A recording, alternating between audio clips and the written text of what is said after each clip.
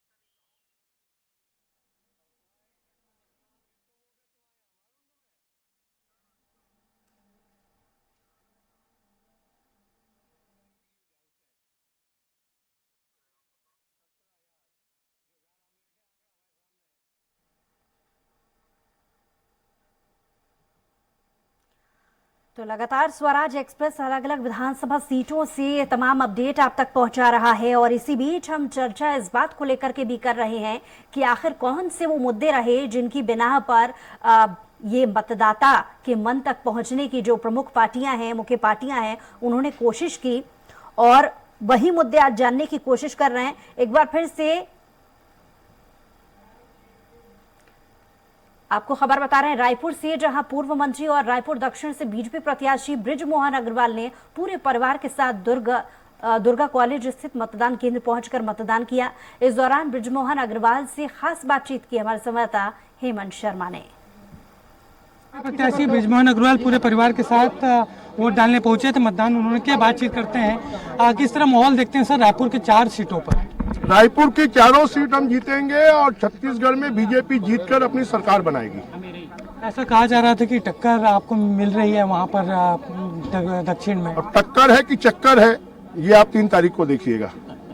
ये थे हमारे साथ रायपुर के बीजेपी प्रत्याशी बृजमोहन अग्रवाल, जिन्होंने पूरे परिवार के साथ मतदान किया। दुर्गा कॉलेज जो रायपुर उत्तर विधानसभा क्षेत्र का एक मतदान केंद्र है, वहां पर उन्होंने मतदान किया और उन्होंने स्पष्ट तौर पर कहा है रायपुर की चारों सीट के साथ साथ पूरे प्रदेश में अच्छी सीट भाजपा जीत कर आएगी और सरकार 3 दिसंबर को बीजेपी की प्रदेश में बनेगी। कैमरामैन गणेश निषाद के साथ हेमंत शर्मा, स्वराज एक्सप्रेस रायपुर। तो लगातार उन मुद्दों को लेकर जिस तरीके से हम चर्चा कर रहे हैं कि कौन से ऐसे मुद्दे रहे जो मतदाता के मन में जगह बना पाए, और इसीलिए छत्तीसगढ़ की ओर हम रुख करते हैं। छत्तीसगढ़ से कुछ खास पैनल हमारे साथ जुड़ा हुआ है। अनिरुद्ध दुबे जी जो कि वरिष्ठ पत्रकार हैं और संजय श्रीवास्तव जी बीजेपी से हमारे साथ जुड़े हैं, सुरेंद्र वर्मा जी कांग्रेस से हमारे साथ जुड़े हुए हैं। आप सभी का बहुत बहुत स्वागत है। एक क्विक रिएक्शन पहले जान लेते हैं सुरेंद्र जी आपसे, मुद्दे कौन से रहे जिनको लेकर के आप जनता के बीच गए?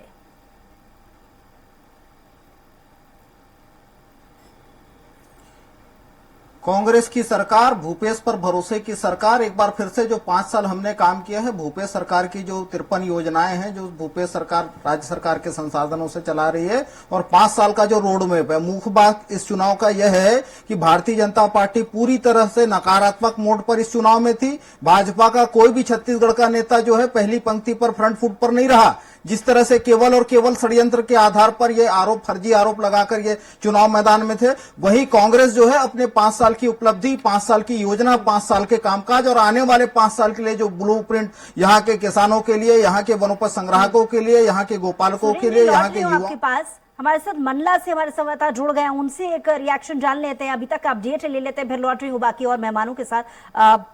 अमित चौरसी हमारे साथ मंडला से जुड़े हुए हैं। अमित, क्या हालात वहां पर है? अब तक वोटिंग प्रतिशत वहां पर किस तरीके से चल रहा है? देखिए, बताना चाहूंगा कि यहाँ पे जो मतदान प्रतिशत है लगभग 70% पहुंच चुका है अभी तक, और यहाँ पे तीनों विधानसभा में, पिछिया, निवास, मंडला में बहुत ही शांतिपूर्ण तरीके से मतदान हो रहा है और सबसे ज्यादा इसमें जो महिलाएं हैं बढ़ चढ़ कर हिस्सा ले रही, महिलाओं में अच्छा खासा उत्साह देखने को मिल रहा है। जी बोलिए।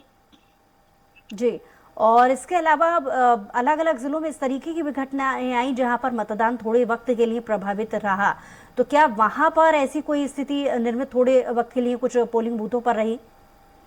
कुछ बूथों में जैसे जहाँ पे केंद्रीय मंत्री फग्गन सिंह कुलस्ते जहाँ पे वोट डालने गए थे वहां पे ईवीएम मशीन की प्रॉब्लम हुई थी, जो वहां लगभग 1 घंटा करीब समय लगा मशीनों में प्रॉब्लम होने के कारण। वहां पे फिर टेक्नीशियन ने आके मशीन को चेंज करके दूसरी ईवीएम मशीन लगाकर वहां पे मतदान प्रारंभ किया गया। और कुछ जगह पे यह है कि महिला स्टाफ जो बैठा हुआ था, महिला स्टाफ में थोड़ी सी प्रॉब्लम ये हो रही थी कि स्टेप बाय स्टेप वो जो मतदान करवाने में उनको परेशानी हो रही थी। जी बच्चों। चलिए अमित, लौटूंगी आपके पास। एक बार फिर से चर्चा की ओर रुख कर लेते हैं। तमाम खास मेहमान लगातार हमारे साथ जुड़े हुए हैं। सुरेंद्र जी, जैसा कि अपनी पार्टी की तरफ से इस बात को रख रहे कि कौन कौन से मुद्दे ऐसे रहे, लेकिन बीजेपी से भी मैं जानना चाहूंगी कि कौन से ऐसे मुद्दे थे जिन्हें लेकर के वो जनता के पास गई और आश्वस्त एन मौके पर, जब हमने चुनाव प्रचार देखा, जब अमित शाह और प्रधानमंत्री, तमाम बड़े केंद्र के मंत्री पहुंच रहे थे प्रचार के लिए, तब थोड़ी आश्वस्त नजर आ रही थी बीजेपी, कॉन्फिडेंस में थी कि हाँ इस बार सीटें ज्यादा होंगी। क्या वाकई?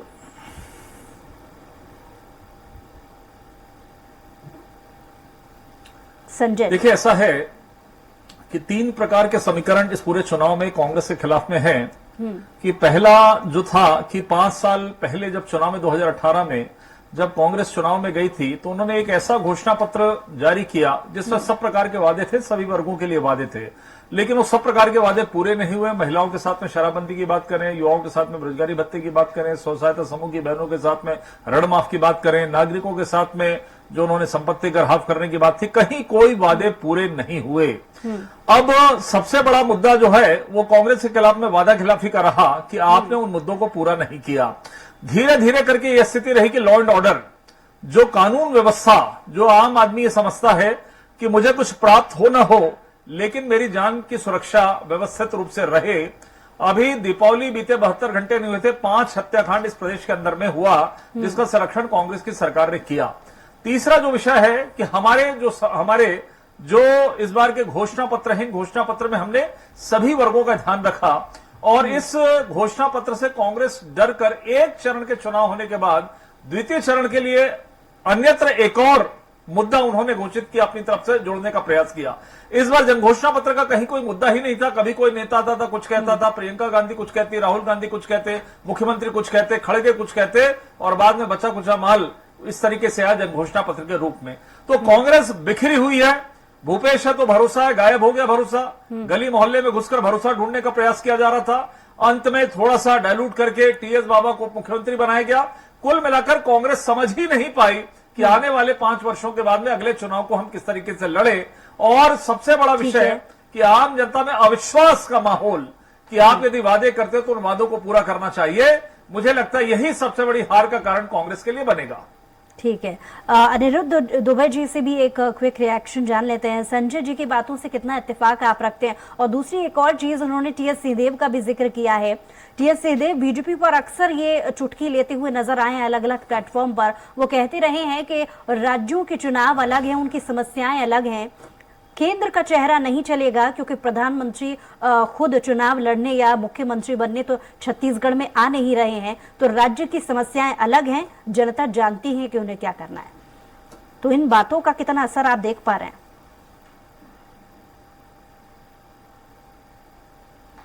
देखिए बुशरा जी, जहां तक के जो है ये चुनाव की बात करें तो निश्चित रूप से केंद्र के लोकसभा चुनाव के मुद्दे और विधानसभा चुनाव के मुद्दों में अंतर तो रहता है। हम इस चुनाव की बात करें और चूंकि आपने संजय श्रीवास्तव जी का जिक्र किया कि उनकी बातों से कितना इत्तेफाक रखते हैं, तो मैं तो उनको भी सुन रहा था और सुरेंद्र वर्मा जी को भी मैं दोनों की बातों को सुन रहा था। दोनों पार्टियों की तरफ से जो है अलग अलग दावे होते रहे। सुरेंद्र वर्मा जी ने उपलब्धियां गिनाई और संजय श्रीवास्तव जी ने खामियां गिनाई। लेकिन ये तय है कि इस चुनाव को दोनों पार्टी के जो बड़े नेता या कह लें सर्वोच्च नेता ने प्रतिष्ठा का प्रश्न मानकर लड़ा है। एक तरफ जो थे नरेंद्र मोदी जी से अमित शाह जी थे, तो दूसरी तरफ भूपेश बघेल जी थे। मतलब किसी भी कीमत में जो है छत्तीसगढ़ को नहीं छोड़ना है, दोनों पार्टियों का अपना लक्ष्य था। ऐसा पहली बार हुआ है छत्तीसगढ़ राज्य बनने के बाद कि कोई प्रधानमंत्री किसी विधानसभा चुनाव में किसी प्रदेश छत्तीसगढ़ में आकर 8 सभाएं लिए। नरेंद्र मोदी जी ने यहाँ पे इस चुनाव में 8 सभाएं ली। अमित शाह जी ने यहाँ पे 11 सभाएं ली और 3 रोड शो किए। जेपी नड्डा जी ने यहाँ पे 10 सभाएं ली। कांग्रेस की बात करें तो राहुल गांधी जी ने 7 सभाएं ली। प्रियंका गांधी जी ने 5 सभाएं ली, 1 रोड शो किया और मल्लिकार्जुन खड़गे जी ने 6 सभाएं ली। ऐसे बड़े शहरों की ऐसा नहीं कि सभाएं नहीं होती थी, रोड शो नहीं होता था, लेकिन इस तरफ दोनों तरफ से ताकत लग गई। जहां तक के मैं चेहरों की बात हो रही थी तो यहाँ पे मोदी जी के चेहरे पे निश्चित रूप से भारतीय जनता पार्टी जो है ताल ठोक के मैदान में उतरी हुई थी, लेकिन कांग्रेस में बात कही जा रही है सामूहिक नेतृत्व वाली बात, लेकिन जहां तक मैं देख पा रहा हूं तो हर तरफ यहाँ पे भूपेश बघेल ही दिखे। अब पाटन, खुद उनके पाटन विधानसभा क्षेत्र से जहां पे भूपेश बघेल जी है वहां पे चुनौतियां हैं, क्योंकि वहां पे जो विजय बघेल जी हैं खुद भारतीय जनता पार्टी के संयोजक हैं। पूर्व में भी वो चुनाव जीते थे भूपेश बघेल जी को हरा के, और अमित जोगी भी उसी पाटन क्षेत्र से लड़ रहे हैं जनता कांग्रेस के बैनर पर। लेकिन इसके बाद भी पाटन में ही अपना ध्यान केंद्रित नहीं करते हुए भूपेश बघेल ने ताबड़तोड़ छत्तीसगढ़ के विभिन्न विधानसभा क्षेत्रों में जो है दौरा किया और वहां पे जाके सभाएं ली। तो कुल मिलाकर दोनों पार्टियां जो है किसी भी कीमत पे छत्तीसगढ़ को जो है मतलब लक्ष्य बनाकर रखी हुई है। कांग्रेस पूरी जोर लगा दी है। मतलब ये कि भारतीय जनता पार्टी का घोषणा पत्र आ चुका था, कांग्रेस का घोषणा पत्र आ चुका था, उसके बाद भी कांग्रेस जो है बाद में फिर जो है बड़ी एक योजना ले आई। एक उसने क्या कहना चाहिए एक बड़ी योजना लेकर आई और बड़ा वादा, जो सबसे बड़ा वादा है कि नारी शक्ति को लेकर उन्होंने किया कि 15,000 रुपए जो है हर महिला के खाते में आएंगे। उसको भारतीय जनता पार्टी पूर्व में कह चुकी थी कि 12,000 रुपए जो है नारी शक्ति वंदन योजना उसमें हर महिला के खाते में आएंगे। जी सुरेंद्र जी, आपसे मेरा सवाल, क्योंकि लगातार जब से कैंपेनिंग चल रही थी मैनिफेस्टो को लेकर के कांग्रेस पार्टी अपने आप में बहुत ज्यादा कॉन्फिडेंस से जनता के सामने आई है कि जनता उनके मैनिफेस्टो पर, उनके वादों को लेकर के बहुत ज्यादा भरोसा करती है। जब इतना ज्यादा भरोसे पर कॉन्फिडेंस था तो ऐन मौके पर महिलाओं के लिए घोषणा कर देना, धान खरीदी को लेकर के घोषणा कर देना, इसे किस तरीके से देखा जाए? और क्या लगता है कि कहीं ना कहीं कन्विंस करने में कमी रह रही थी तब ये जो एक बार घोषणा पत्र रिलीज हो जाने के बाद में फिर से घोषणा करना?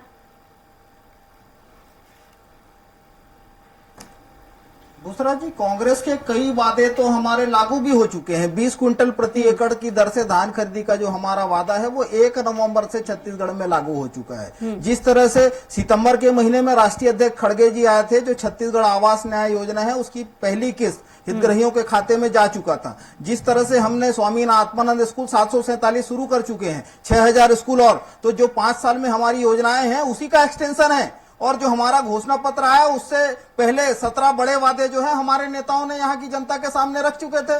तो मूल बात जो है ना घोषणा का है ना गारंटी का है बुसरा जी। असल बात यह है भरोसे का, जो भूपेश पर भरोसा बरकरार है, जो भरोसे की सरकार है। दूसरी तरफ भारतीय जनता पार्टी है जिसका इतिहास रहे चुनाव के समय किए गए वादे को चुनाव के बाद ये जुमला बताने का इतिहास जो है वो भाजपा का रहा है। भाजपा के बिलासपुर के युवा मोर्चा के मंडल अध्यक्ष आशीष तिवारी ने ही कहा कि 15 लाख खातों में जिस तरह से आए, जिस तरह से 100 दिन में महंगाई कम हुई, जिस तरह से 2 करोड़ रोजगार मोदी जी ने दिया है, उसी तरह मोदी की गारंटी का हश्र होगा। तो जनता तो पहले भी समझ चुकी थी, अब भाजपा के नेता और कार्यकर्ता ही मान चुके हैं कि मोदी की गारंटी का कोई गारंटी नहीं है, इनके केवल ये जुमले हैं। और जब सरकार में रहे तब इनको ना छत्तीसगढ़ की समृद्धि याद रही, ना किसानों को बोनस देने का वादा याद रहा, ना छत्तीसगढ़ की संस्कृति इनको याद रही। जिस तरह से 15 साल रमन राज में किसानों को बोनस के नाम पर ठगा, युवाओं को रोजगार के अधिकार तक पहुंचा रही हूँ। सरायपाली में मतदान को लेकर सभी उम्र के मतदाताओं में खासा उत्साह देखा जा रहा है। सुबह से ही मतदान केंद्रों के बाहर मतदाताओं की लंबी कतारें नजर आई। सरायपाली राजमहल परिवार से राजा देवेंद्र बहादुर सिंह भी अपने परिवार के साथ मतदान करने के लिए पहुंचे। पीठासीन अधिकारी, मतदान अधिकारी क्रमांक 1, 2, 3 सब के सब जो है दिव्यांग है।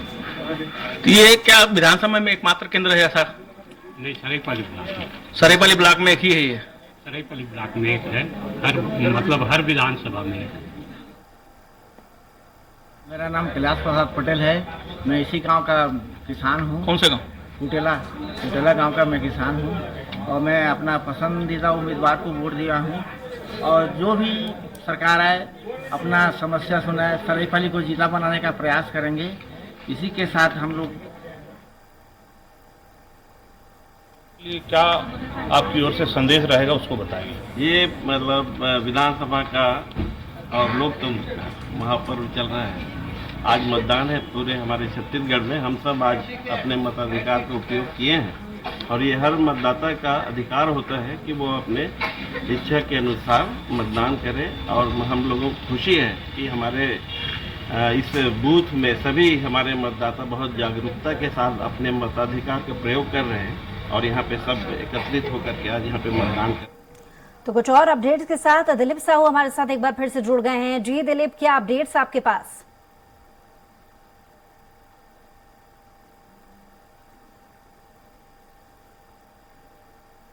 करके अभी हम लोग दुर्ग जिले के इलाके में अलग अलग विधानसभाओं का दौरा करें। इसी कड़ी में भी वैशाली नगर विधानसभा क्षेत्र पहुंचे हैं। यहाँ भी लोगों में खासा उत्साह देखा गया। सुबह से ही लंबी लंबी लाइनें देखी गई। लोग मतदान में बढ़ चढ़ कर हिस्सा ले रहे थे। परिणाम ये था कि 3 बजे तक जो गिनती के आंकड़े आए थे वो 55% से औसत का आंकड़ा आया था और अब 5 बज गए हैं। 5 बजने में 5 मिनट बाकी रह गए हैं। तो और जितने केंद्र है, मतदान केंद्र है, वहाँ पर बाहर जो भी है इन्हें 5 बजे के अंदर परिसर में बुलाया जा रहा है। परिसर में जो पहुंच जाएंगे तो परिसर के बाहर का गेट बंद कर दिया जाएगा और उसके बाद जो अंदर आ जाएंगे उन्हें मतदान करने दिया जाएगा और उसके बाद 5 बजे के बाद बाहर की गेट नहीं खोली जाएगी। उसके बाद अगर कोई पहुंचते हैं उन्हें अवसर दी जाएगी। उसमें अभी आखिरी हिदायत भी लोगों को जारी है। ये जो वैशाली नगर का केंद्र है इसके बाहर भी हम लोग और अलग अलग राजनीतिक दल से जुड़े हुए लोग भी अपना स्टार लगाकर बाहर, क्योंकि मतदान केंद्र पूरी दूर है यहाँ से 5 किलोमीटर। तो अलग अलग जो केंद्र वाले हैं वो ये जो देख रहे हैं यदि यहाँ पर अंदर स्कूल में मतदान करना है आप अलग अलग मतदान करके लोग वापस लौट रहे हैं। देख सकते हैं मतदान के प्रति खासा उत्साह है। मतलब आप मतदान करके आई है, कैसा क्या मुद्दा रहा कि मुद्दे के आधार पे अपना तो ये है मतदाता पूरी से बच्चे हैं अपनी बातें रख रहे थे, लेकिन लोगों में क्या है अपने जो अधिकार है, मताधिकार है उसका। चलिए बने रहिए आप हमारे साथ, लौटेंगे आपके पास। हमारे साथ लगातार खास मेहमान और जुड़े हुए हैं। संजय जी, आपसे मेरा सवाल, इसमें कोई दो राय नहीं है, जब छत्तीसगढ़ 2000 के समय छत्तीसगढ़ अलग एक राज्य बना था उस वक्त जो ही कांग्रेस अपने आप में बहुत मजबूती के साथ में काम कर रही थी। वक्त के साथ साथ जो अहमियत है छत्तीसगढ़ में उस पार्टी की, उसका कद कम होता गया।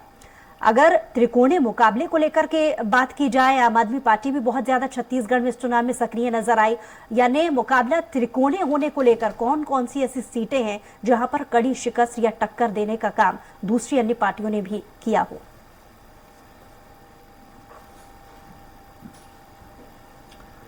देखिए, ऐसा है कि आपने छत्तीसगढ़ का जब निर्माण हुआ वहां से बात को प्रारंभ किया तो थोड़ा सा पीछे आपको जाना पड़ेगा कि जिस राज्य का निर्माण इस देश के छत्तीसगढ़ के निर्माता अटल बिहारी वाजपेयी जी ने किया, क्योंकि समय की इतनी कमी नहीं है तो थोड़ा इस चुनाव को लेकर के बात कर लेते थे। त्रिकोणीय मुकाबला बीजेपी को टक्कर देने के लिए आप कहां दिखते हैं?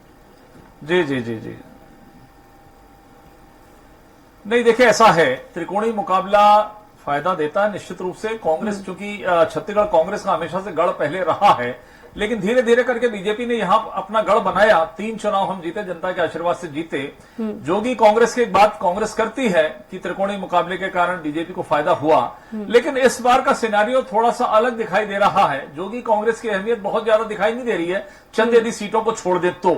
लेकिन इस बार बीजेपी की सरकार बनाने का प्रमुख कारण यह है कि कांग्रेस की जो सरकारों का जो चाल चलन देखा गया है कि आप वादे तो कर देते हैं लेकिन वादों को पूरा नहीं करते, और जिन वादों को आपने पूरा करने का प्रयास किया उसमें भी डंडी मारने का काम आप करते हैं। किसानों का कर्जा पूरा माफ नहीं करते हैं, बिजली बिल हाफ करेंगे आप पूरा हाफ नहीं करते हैं। तो ये इस प्रकार का जो चरित्र रहा है और भ्रम फैलाने की जो राजनीति रही है, मुझे लगता है ये सबसे बड़ा कारण। एक बार फिर से मैं इस बात को कहूंगा, जो आप त्रिकोणीय बात कर रही है, कुछ सीटों पर जरूर इसका कारण है। जैसे उदाहरण के लिए सरायपाली की बात करें, वहां पर कांग्रेस के जो नाराज नेता हैं जो पूर्व विधायक थे, इनको टिकट काटी गई, वो जेसीसीजे की तरफ से लड़ रहे हैं, जोगी कांग्रेस की तरफ से। कुछ अन्य सीटें ऐसी है जहां पर कांग्रेस के नाराज नेता जोगी कांग्रेस, क्योंकि जोगी कांग्रेस जैसा कि नाम के साथ कोई जुड़ा, कांग्रेस की ही उपज है।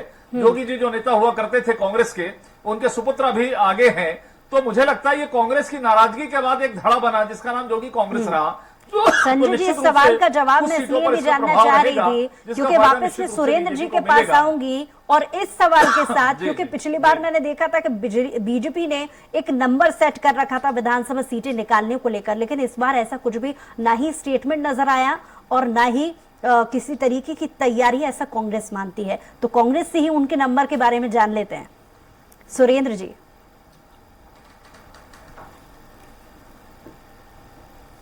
निश्चित तौर पर बुसरा जी, भारतीय जनता पार्टी का शीर्ष नेतृत्व भी यह मान चुका है कि छत्तीसगढ़ में चुनावी मुकाबले में भाजपा कांग्रेस के सामने कहीं पर नहीं है और इनके आजमाए हुए जो षड्यंत्र है वो चल रहे हैं। पहले भी अंतागढ़ में बीजेपी का जेसीसीजे के साथ षड्यंत्र उजागर हुआ, राष्ट्रीय पार्टी का सिंबल ही उपचुनाव में गायब कर दिया गया था। मरवाही चुनाव में इनका साठगांठ जो है षड्यंत्र खुले तौर पर समर्थन देके इन्होंने जाहिर किया और अब यही कर रहे हैं। अरविंद नेताम की पार्टी है, उसको खड़ा करने का षड्यंत्र भी भाजपा का है। जेसीसीजे को जो फंडिंग की गई है वो भी भाजपा का षड्यंत्र है। लेकिन छत्तीसगढ़ की जनता भोली जरूर है। ये चुनाव जो है भूपेश पर भरोसा वर्सेस गारंटी के जुमलेबाज के बीच में है। छत्तीसगढ़ के भाजपा के नेताओं को ही गायब कर दिया गया है। जिस तरह से अमित शाह शाम को आते हैं, रात भर षड्यंत्र करके सुबह निकल जाते हैं, उनकी लिखी पटकथा पर ईडी जो कार्रवाई करती है वह भी सर्वविदित है। यहाँ तो कमल छाप के प्रमुख प्रचारक 3 साल से ईडी और आईटी है। तो भाजपा के शीर्ष नेता भी भाजपा के छत्तीसगढ़ के नेता और कार्यकर्ताओं को निकम्मा घोषित कर दिए हैं। ये चुनावी मुकाबले में कहीं पर नहीं है। आपको फील्ड में देखिए, जैसा कि वरिष्ठ पत्रकार हैं अनिरुद्ध भैया, उन्होंने स्पष्ट रूप से कहा कि भूपेश बघेल ने 90 विधानसभा में 91 सभा ली, 30 बड़ी रैलियां की। एक तरफ भाजपा के तमाम शीर्ष नेता यहाँ के मुस्कुरा रहे हैं। मेरा अगला सवाल वो पहले ही समझ चुके हैं कि त्रिकोणीय मुकाबले को लेकर के उनका एनालिसिस क्या कहता है।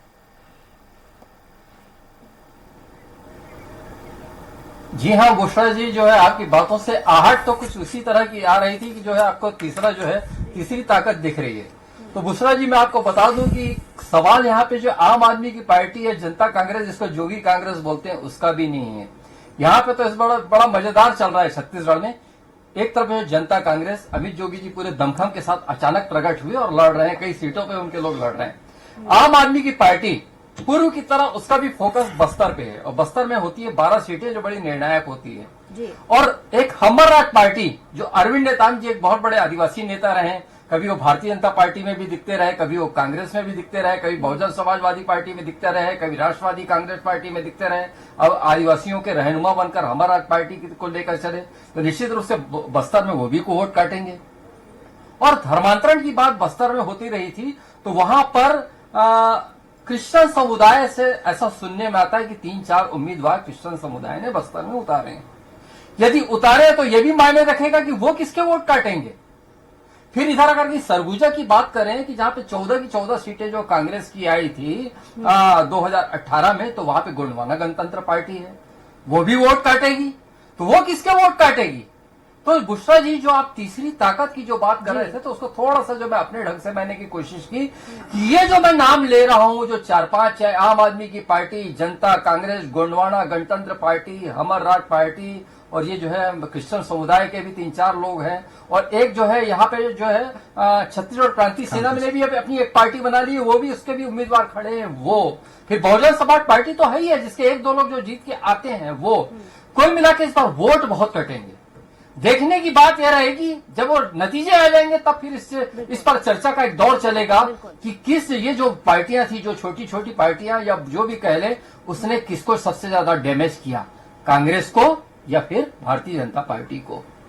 चलिए अनुरुद्ध जी, बहुत शुक्रिया हमारे साथ जुड़ने के लिए। संजय जी और सुरेंद्र जी, आपका भी बहुत शुक्रिया हमारे साथ जुड़ने के लिए, तमाम बातचीत करने के लिए। और इसी बीच